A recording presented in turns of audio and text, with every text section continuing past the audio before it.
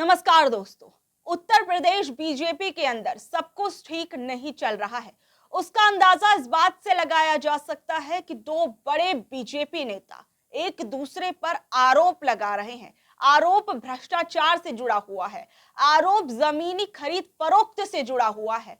और अब सवाल उठने लगा है कि क्या जब बीजेपी के नेताओं पर ही आपस में ही नेता एक दूसरे पर इतने गंभीर आरोप लगा रहे हैं तो क्या अब इसकी जांच कराई जाएगी? ईडी सीबीआई जो विपक्षी लोगों के घरों पर जाकर जो तहकीकात करती थी, जांच पड़ताल करती थी, तो क्या उस ईडी सीबीआई को अब इन नेताओं के ऊपर भी भेजा जाएगा, इन नेताओं के घर पर भेजा जाएगा?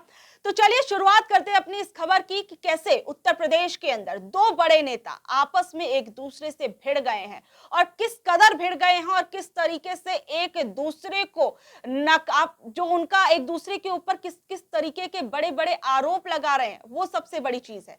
दरअसल मैं आपको बता दूं कि मुजफ्फरनगर से सांसद और पूर्व केंद्रीय राज्य मंत्री रहे संजीव बालियान पर संगीत सोम ने, जो कि पूर्व विधायक है, उन्होंने बड़े आरोप लगाए हैं। उनका कहना है, दरअसल आपको यह भी बता दूं कि कहा गया कि संगीत सोम ने अपने घर पर एक प्रेस कॉन्फ्रेंस रखी। इस प्रेस कॉन्फ्रेंस के बाद जिस तरीके से आमतौर पर नेता जब प्रेस कॉन्फ्रेंस करते हैं तो उसके बाद प्रेस नोट और प्रेस रिलीज जारी करते हैं, और कहा गया है कि इस प्रेस कॉन्फ्रेंस के बाद संगीत सोम के घर पर एक प्रेस नोट जारी किया गया और इस प्रेस नोट को वहां पर हर किसी को दिया गया, जिसमें कई बड़े आरोप जो थे वो संजीव बालियान पर लगाए गए। संजीव बालियान पर कहा गया कि उन्होंने विदेशों के अंदर जमीन खरीदी है और वो एक दोस्त के माध्यम से ऑस्ट्रेलिया के अंदर संजीव बालियान ने जमीन खरीदी अपने मंत्री रहते हुए और गलत तरीके से खरीदी है और उन पर भ्रष्टाचार के आरोप लगाए गए। और इस बीच में मैं आपको बता दूं ये कोई पहली चीज नहीं है, इससे पहले भी किस तरीके से दोनों बीजेपी नेता एक दूसरे पर आरोप मढ़ते रहे हैं। सबसे पहले आप वो देखिए, एक स्क्रीनशॉट मैं आपको दिखाती हूं और साथ ही में मैं आपको वो लेटर भी दिखाऊंगी, वो प्रेस नोट भी दिखाऊंगी जिसमें ये बड़े आरोप लगाए गए हैं। लगभग 20 से 25 नोट पॉइंट्स जो हैं वो लगाए गए हैं, लिखे गए हैं बाकायदा। और देखिए, सबसे पहले आप ये देखिए कि किस तरीके से ये दोनों नेता एक दूसरे पर किस तरीके से बड़े बड़े आरोप लगा रहे हैं। तो सबसे पहले देखिए संजीव बालियान के आरोपों पर संगीत सोम के जवाब। संजीव बालियान ने किस तरीके से पहले कुछ आरोप लगाए, फिर उसके बाद संगीत सोम ने किस तरीके से प्रेस कॉन्फ्रेंस की और उसके बाद किस तरीके से बड़े आरोप जो है वो उन्होंने लगाए। तो देखिए, संजीव बालियान ने कहा, उन्होंने आरोप लगाया संगीत सोम के सवाल पर बिना नाम लिए कहा कि सपा के प्रत्याशी को लोकसभा चुनाव लड़वाया, लोकसभा चुनाव में जो जयचंद की भूमिका में रहे उनके खिलाफ पार्टी कार्रवाई करेगी। उन्हें यानी कहा जाए कि जयचंद, सीधे बोल दिया गया, मुस्लिम का ध्रुवीकरण और हिंदुओं का जातियों में बंट जाना मेरी हार की प्रमुख वजह रही। हिंदुओं का वोट भी अपेक्षित अंदाज में नहीं पड़ा। शिखंडी ने इस बार भी छिपकर वार किया है। दो बड़े आरोप लगाए संजीव बालियान की तरफ से, दो बड़े आरोप लगाए गए और इन दोनों आरोपों का जवाब जो है वो संगीत सोम ने क्या कुछ दिया वो जरा आप देखिए। जो संगीत सोम ने कहा, सबसे पहला सवाल जो संगीत सोम का जब ये बोला गया कि उन्हें चुनाव लड़ाया गया, संजीव बालियान ने जो बोला था उस पर जो है संगीत सोम जवाब देते हैं, मेरी जिम्मेदारी सरधना की थी, बुढ़ाना और चरथवाल में बलियान क्यों हारे, वो तो उनके घर की सीट है। उन्होंने कहा मुझे माता पिता ने ऐसे संस्कार नहीं दिए हैं कि मैं जयचंद बनूं। ये जवाब दिया गया संगीत सोम की तरफ से। और फिर जिस तरीके से चुनाव हारने को लेकर एक बड़ा आरोप जो है वो संगीत सोम पर संजीव बालियान ने लगाया, वो देखिए उसका जवाब क्या कुछ दिया। उसमें जो संगीत सोम है वो कहते हैं, मुझे सरधरा की जिम्मेदारी मिली थी, उसे मैंने अच्छे से निभाया। मैं अकेला इतना बड़ा नेता नहीं हूं कि घर बैठकर एक मंत्री को हरा दूं। और उसके बाद कहा गया कि एक प्रेस कॉन्फ्रेंस रखी गई संगीत सोम की तरफ से और इस प्रेस कॉन्फ्रेंस के बाद जो ये प्रेस रिलीज आप देख रहे हैं, ये प्रेस नोट जो है ये दिखाया गया। हालांकि इस पर जो संगीत सोम है उनका कहना है कि ये मेरी तरफ से नहीं बांटे गए। अब वो साफ अपना पल्ला झाड़ रहे हैं और कह रहे हैं कि ये प्रेस नोट मेरी तरफ से नहीं बांटे गए हैं, ये इसकी अब जांच कराई जाएगी। और इसको लेकर उन्होंने थाने में तहरीर भी दायर की है। और इसके अंदर मैं आपको बता देती हूँ कि एक बड़ा नाम जो है वो भी सामने आ रहा है और इस बड़े नाम के अंदर मैं आपको बता दूं कि कहा जा रहा है कि इनके जरिए जो संजीव बालियान थे उन्होंने ऑस्ट्रेलिया के अंदर जमीन खरीदी है। और साथ ही में मैं आपको बता दूं देखिए, सबसे पहले आप ये जो प्रेस नोट जो जारी किया गया था, आप वो भी देखिए। इसके अंदर किस तरीके से ये आरोप लगाया गया कि डॉक्टर बलियान के मित्र संजीव सहरावत उर्फ संजीव खरडू निवासी हरियाणा, ऑस्ट्रेलिया में रहने लगे हैं। डॉक्टर बलियान ने वर्ष 2014 में मंत्री बनने के बाद पहला स्थायी पास उक्त संजीव खरडू को ही दिलवाया था। और विश्वसनीय जानकारी के अनुसार संजीव खरडू ने ऑस्ट्रेलिया में पूर्व मंत्री डॉक्टर संजीव बालियान को जमीन दिलाई, जिसका सौदे में यही संजीव खरडू जो है वो गवाह भी हैं। जो संजीव खरडू का नाम सामने आ रहा है, जिन्होंने संजीव बालियान को विदेशों के अंदर जमीन दिलवाई। और अब संजीव खरडू जो हैं, उनकी तरफ से भी उनका भी एक वीडियो जो है वो वायरल हो रहा है काफी ज्यादा। संजीव खरडू का कहना है कि मेरे ऊपर जो भी आरोप लगाए जा रहे हैं वो सारे के सारे बेबुनियाद है, उसमें कोई भी सत्यता नहीं है, ये झूठ कहा जा रहा है। और इसको लेकर जो है मैं आपको बता दूं कि जो संजीव खरडू हैं, जिनका नाम सामने आ रहा है, उन्होंने भी अपना वीडियो जो है वो वायरल किया है। वायरल वीडियो में संजीव सहरावत या संजीव खरडू नाम का जो व्यक्ति, कहीं संजीव सहरावत नाम आ रहा है, कहीं संजीव खरडू नाम आ रहा है, उसमें आ रहा है कि पूर्व विधायक संगीत सोम ने अपनी प्रेस वार्ता में पर्चे बांटकर मेरे ऊपर तमाम निराधार आरोप लगाए हैं। इसके खिलाफ मैंने उन्हें 10 करोड़ रुपए की मानहानि का नोटिस भेजा है।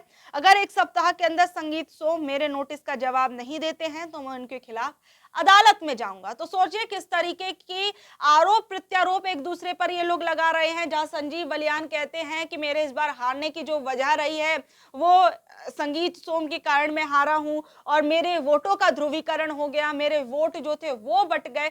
और इन सब चीजों पर, और जिस व्यक्ति का नाम सामने आ रहा है, अब उसने तो मानहानि का दावा ठोक दिया है और उन्होंने कहा है कि जो मेरे ऊपर आरोप लगाए जा रहे हैं वो तो सारे के सारे निराधार है। लेकिन सबसे बड़ा सवाल अब यहाँ ये उठता है कि बीजेपी के जो ये नेता हैं एक दूसरे पर इतने आरोप प्रत्यारोप लगा रहे हैं, तो आखिर में चल क्या रहा है बीजेपी के अंदर? क्या बीजेपी पार्टी, बीजेपी में जिस तरीके के उसे लोकसभा चुनावों के अंदर कम सीटें मिली हैं, क्या इस बात को वो पचा नहीं पा रहे हैं? और एक अब जो लोग हैं, जो नेता हैं, एक दूसरे पर आरोप प्रत्यारोप मर रहे हैं। और इस बीच में मैं आपको बता दूं कि कांग्रेस के नेता सुरेंद्र राजपूत ने भी एक ट्वीट किया। इस ट्वीट और साथ ही में एक वीडियो भी जारी किया है। मैं आपको वो ट्वीट भी पढ़कर बता देती हूँ उन्होंने क्या कुछ कहा है। और कहा, वो सीधे सीधे कह रहे हैं कि भैया अब तक जो विपक्षी नेताओं के ऊपर इतने आप आरोप लगा रहे थे तो ईडी सीबीआई तुरंत पहुंच जाती थी, तो अब जो है ईडी सीबीआई जो है वो अब कहां पर है? जो सुरेंद्र राजपूत हैं वो ट्वीट करते हैं और अपने इस ट्वीट के अंदर लिखते हैं, बीजेपी के बड़े केंद्रीय नेता संजीव बालियान और संगीत सोम एक दूसरे पर अचानक कदाचार और भ्रष्टाचार के आरोप खुलेआम प्रेस कॉन्फ्रेंस पर लगा रहे हैं, प्रेस कॉन्फ्रेंस कर लगा रहे हैं। आदरणीय नरेंद्र मोदी जी, अमित शाह जी, इनके घर ईडी सीबीआई, इनकम टैक्स या फिर एनआईए कब जाएगी? ऑस्ट्रेलिया में धन भेजकर जमीन खरीदने का भी आरोप है। यह भी आरोप है कि अगर किसी विपक्षी नेता पर लगे होते तो अब तक उसे आपने जेल में डाल दिया होता। उन्होंने कहा कि आप दूसरे लोगों पर, विपक्षी नेताओं के घरों पर ये कार्यवाही तो कर रहे हैं, लेकिन यही आरोप अब तक किसी विपक्षी नेता पर लग गया होता तो क्या मालूम कि आप अब तक ईडी सीबीआई उनके घर पर भेज चुके होते। और इसको लेकर इन्होंने वीडियो भी जारी किया है। एक बार आप उस वीडियो को भी सुनिए। भारतीय जनता पार्टी के बड़े नेता आपस में एक दूसरे के खिलाफ झूठ का, छल का, कपट का, प्रपंच का, धोखाधड़ी का, अनाचार का और भ्रष्टाचार का आरोप लगा रहे हैं। चाहे वो संगीत सोम हो, चाहे वो संजीव बालियान हो और चाहे भारतीय जनता पार्टी के अन्य नेता हो। नरेंद्र मोदी जी की ईडी कहां है? अमित शाह जी की सीबीआई और इनकम टैक्स कहां है? कौन जांच करेगा कि ऑस्ट्रेलिया में जो कथित रूप से इन्होंने जमीनें खरीदी हैं उसके खिलाफ कार्रवाई क्या एनआईए करेगी? क्या भारतीय जनता पार्टी में नैतिक साहस है कि अपने नेताओं के खिलाफ ईडी की कार्रवाई करे? अब तो खुलेआम भारतीय जनता पार्टी के नेता लिख करके आरोप लगा रहे हैं। क्या योगी जी की सरकार में यह हिम्मत है कि इन दोनों नेताओं के खिलाफ एफआईआर करे और एनआईए से जांच की मांग करे? क्योंकि मामला विदेश में पैसा भेजने का है। क्या वो पैसा आतंकवाद का है, भ्रष्टाचार का है, कदाचार का है, अनाचार का है, किस चीज का है? भारतीय जनता पार्टी को इन सारी बातों के ध्यान रखना होगा। आदरणीय नरेंद्र मोदी जी, अब आपकी ईडी कहां है? हमें यह देखना है कि किसी की सुगबुगाहट भर से आप ईडी विपक्षियों के यहां भेज देते हैं अपने नेताओं के आईडी कब भेजेंगे। तो आपने देखा कि अभी किस तरीके से सुरेंद्र राजपूत ने अपना वीडियो जारी किया, ट्वीट किया और इन सब चीज़ों के बावजूद देखिए अब सबसे बड़ा सवाल तो ये है कि कहा तो ये भी जा रहा है कि बीजेपी को जिस तरीके की हार या फिर जिस तरीके से कम सीटें मिली हैं उत्तर प्रदेश के अंदर, उसके बाद हो सकता है कि उत्तर प्रदेश के कई मंत्री जो कि विपक्षी पार्टियों के अंदर हैं और उन पर जो क्रिमिनल केसेस लगे हैं, उसके आधार पर उनके जो केसेस हैं वो खोले जाएंगे और उसे खोलने के बाद उनकी जांच होगी और उस जांच के चलते उन नेताओं को जेल में डालने की तैयारी भी की जा सकती है। ये खबर जो है अंदर खाने से सामने आ रही है कि क्योंकि अगर उन्होंने 2 साल से ज्यादा की अगर जेल हो जाती है तो उनकी सांसदी भी रद्द हो जाएगी और जिसके चलते वो सांसद भी नहीं रह पाएंगे। तो यानी आप समझ सकते हैं किस तरीके से बीजेपी जो है उत्तर प्रदेश के अंदर जिससे उसे सीटों की जो हार मिली है कई सीटों पर उसे पचा नहीं पा रही है। बीजेपी तो नहीं पचा पा रही और साथ ही में अब जो उनके खुद के नेता हैं वो किस तरीके से एक दूसरे पर आरोप प्रत्यारोप कर रहे हैं, बड़े-बड़े आरोप एक दूसरे पर लगा रहे हैं। तो आखिर में चल क्या रहा है उत्तर प्रदेश के अंदर? और ये जिस तरीके का रायता अंदर के नेता ही फैला रहे हैं, अब उसे बीजेपी समेटेगी कैसे? सबसे बड़ा सवाल तो यहाँ पर ये है। लेकिन अब आप क्या कहेंगे इस खबर पर, इस बड़ी खबर पर जहां जो बड़े-बड़े आरोप जो है वो बीजेपी नेता एक दूसरे पर लगा रहे हैं, आपस में उन दोनों में ठन गई है। तो आप लोग क्या कुछ कहेंगे? नीचे दिए कमेंट बॉक्स में जरूर बताइएगा और ऐसी अपडेट से जुड़े रहने के लिए देखते रहिए हमारा न्यूज़ चैनल। धन्यवाद।